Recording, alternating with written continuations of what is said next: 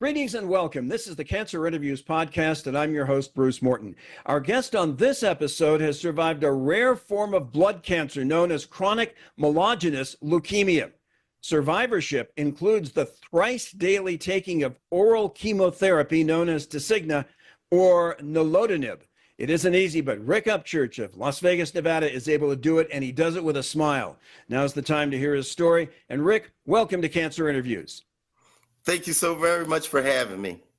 And we want to start off the way we always do, and that's to learn a little bit more about you, find out where you're from, what you've done for work, and what you do for fun. And there are going to be some viewers and listeners who already know what you've done for work, but for the benefit of those who don't, if you would, tell us a bit about, again, where you're from, what you've done for work, and what you do for fun.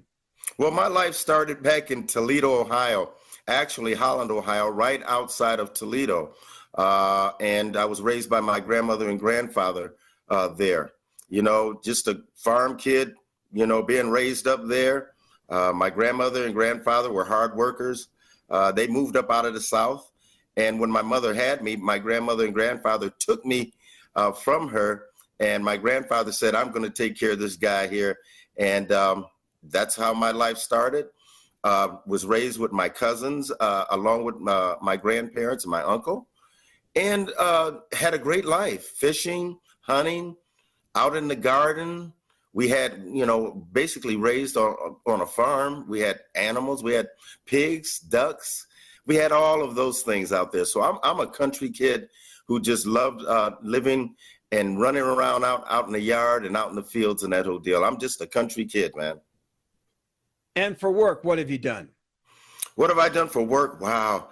Well, you know, I got drafted by the Denver Broncos out of the University of Minnesota in the 4th round. I was the 95th player taken. Played 9 years with Denver, all with Denver, and had some wonderful, wonderful years. I was a 5-time All-Pro, 4-time Pro Bowler, and a 2-time All-Decade player. So I had a some great years with the Denver Broncos, and and just had some great times there in Denver. And that's the work that I did initially. And I, you know, when I retired because of a neck injury, you know, I just sat back for a while to figure out what I wanted to do. And I got into coaching. I love working with young people. I think coaching is a great thing. It's giving back, you know, to our community to help our young people on their journey. And you can use what you've done in life with those young kids and say, hey, these are the things you need to do, and these are the things that you need to stay away from. I've worked in group homes for the longest, my wife and I, and we would work in those group homes with kids that were on their last chance, you know, with life, and that. And our job was to get them, you know, as productive people in our society. I've done that, and I've run my own camps in the state of Colorado. I've ran camps down in Pueblo with their programs down in Pueblo, Colorado. And my wife and I enjoyed it. We loved working with the county of Pueblo and after school programs for the kids. So yeah, I've done a number of things. I've done a lot of things. I'm a goulash guy. You just throw me in it and I get in it. Rick, this interview is about cancer, not football, but I have to ask you one football question, then we'll get to your cancer journey. You returned punts as part of your pro football career. Not a lot of people have done that. So try to imagine that you're standing on the field, that punt is coming down, you're camped under it. What goes through your mind? You know what? What went through my mind is to break people's backs. You know, I can't think of a better momentum changer than returning a punt or a kickoff. That means the offense don't have to go out and get another 6 or 7. That means that, hey, that's points that the team didn't count on, or I put the team in great field position. And that's what was my job as a punt returner. Either return it for 6 or put our football team in great field position.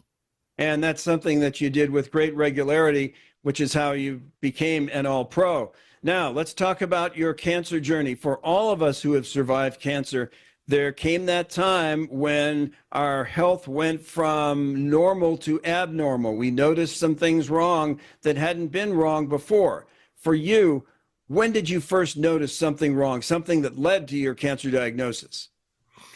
Well, actually, in 2010, I really wasn't feeling myself. I was feeling achy all the time. I was tired constantly.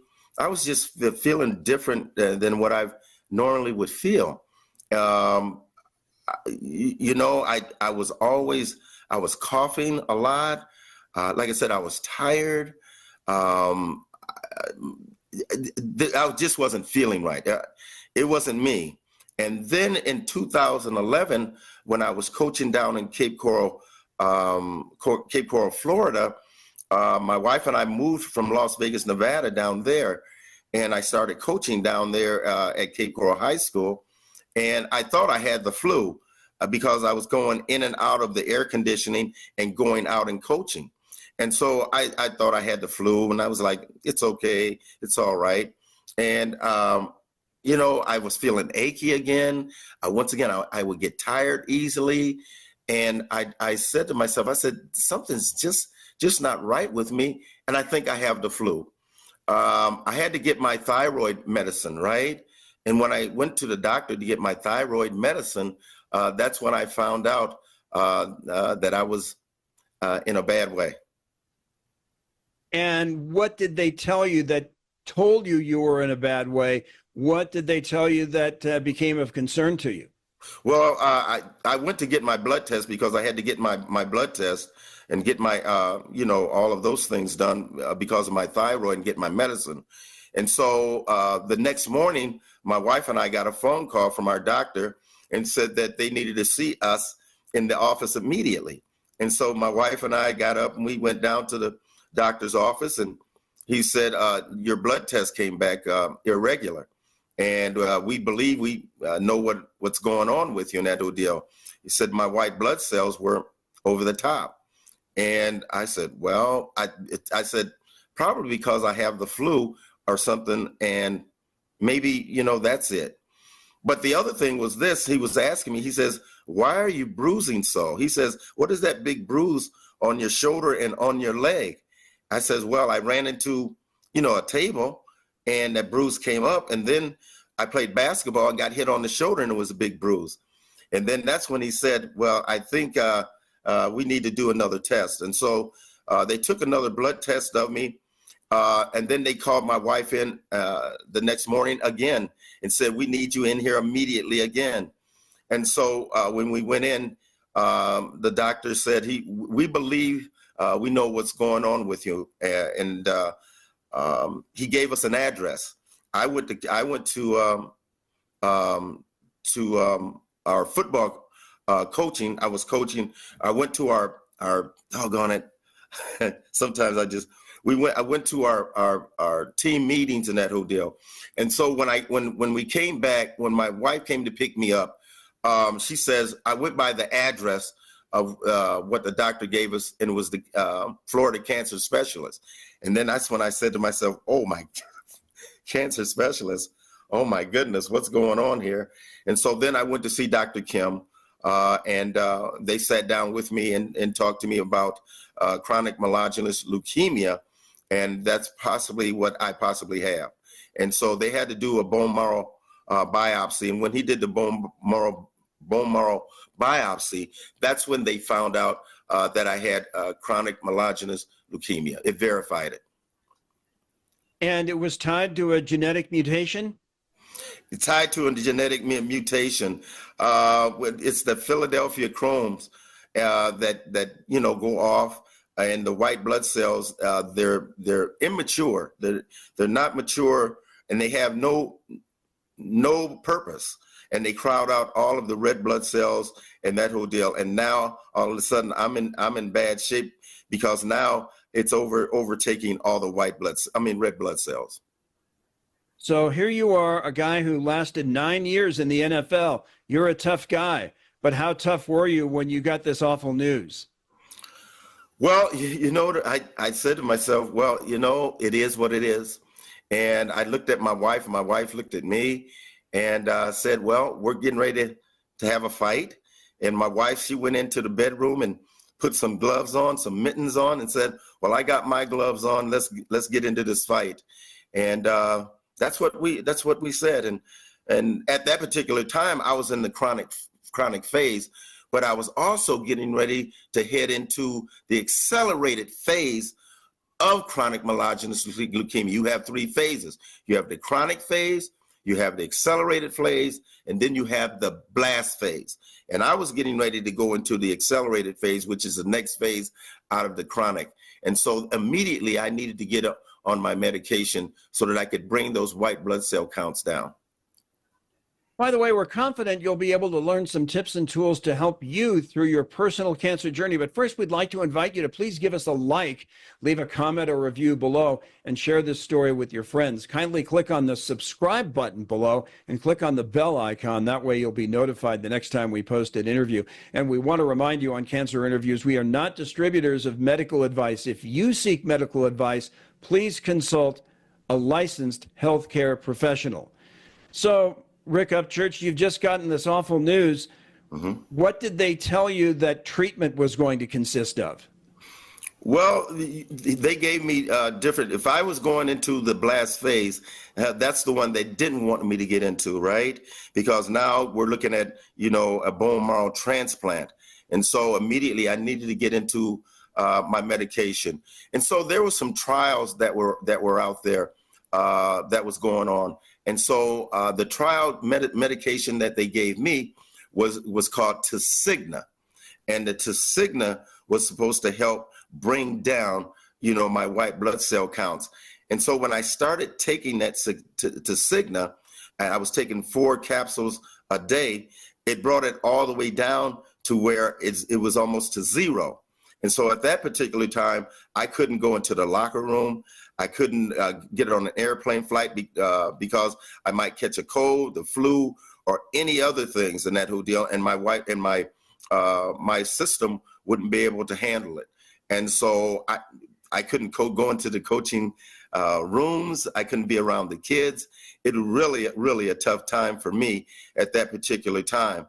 And so, I said to myself, let me get on this medication and do what I got to do. And my wife said, let's fight this thing.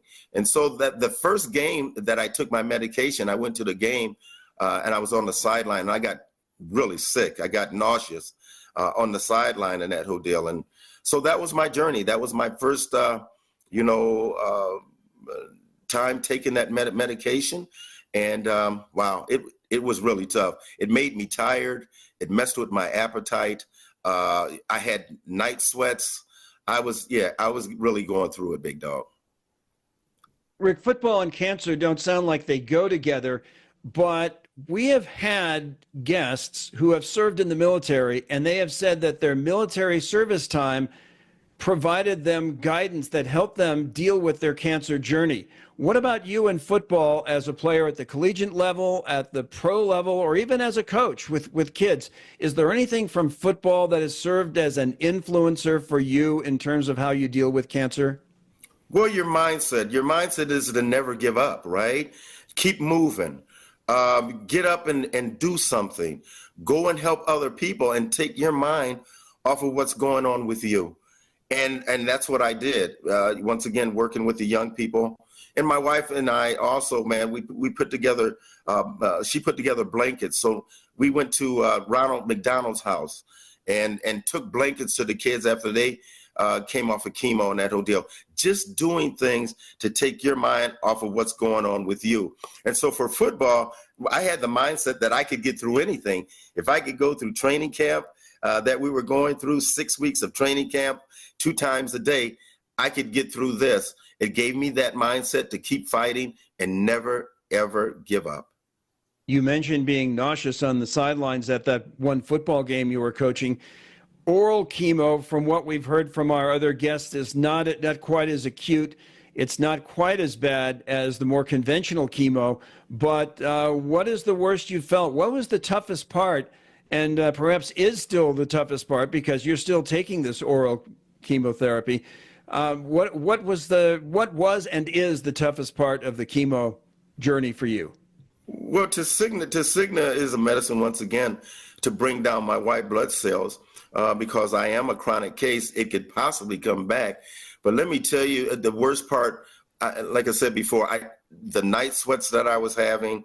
My appetite was really, really bad. I just couldn't eat very well. I was still achy. My joints and my muscles were really, really achy. And I had a lot of diarrhea as well, because my body was saying, what in the heck is this that you're putting in me? I've never had this before. So my body reacted that way, where it just didn't like it at all, because, playing football, you ate right, you eat right, and you put the right things in your body. You didn't put things in your body, man, like, medications and that whole deal too much. And boy, when that got into my system, it was different for me. Everybody's different in that whole deal. But for me, it really made me sick. It really did. Rick, we have had guests who have been diagnosed with rare forms of cancer. Blood cancer isn't all that rare, but your type of blood cancer is rare. And what we've heard from people diagnosed with rare cancers is they have a difficult time finding the right people to treat this rare cancer, because a lot of cancer doctors don't know how to treat the rare cancers. You need to go to a specialist. Was that ever a problem for you, or were you always feeling as though you were under good care? I always felt like I was under good care. Dr. Kim, down the Florida cancer specialist, what a great guy. He sat down and explained everything to myself and my wife of what we were going through, and let us know we don't understand or know why, this Philadelphia, chromosome positive, chronic myelogenous is out here. We just don't know why those cells, man, change and that whole deal. But what we do know is that we can treat it. And if we can treat it and catch it in its early phase, most of the time you can live a good, healthy life. Rick, we've talked about bad days that you've had with the night sweats and the nausea, et cetera. But there are bad days and good days for you. Think of a Rick Upchurch good day. On a good day, how close are you? If your health was 100% before your diagnosis, how close is it to 100% these days when you're having a good day? Well, a good day is when I can wake up in the morning. I take my medication, right? Because I take 3 times a day, and take that medication, and it doesn't hit me as hard because my body is now adjusted to it. And I get up and I go out and I work out. I go and I work out and take my mind off of, my body and what it's going through. And if I go and I get on the elliptical, or if I go and I lift, or I take a walk, it takes my mind off of it for at least an hour. And after that hour, my stomach basically settles down in that whole deal.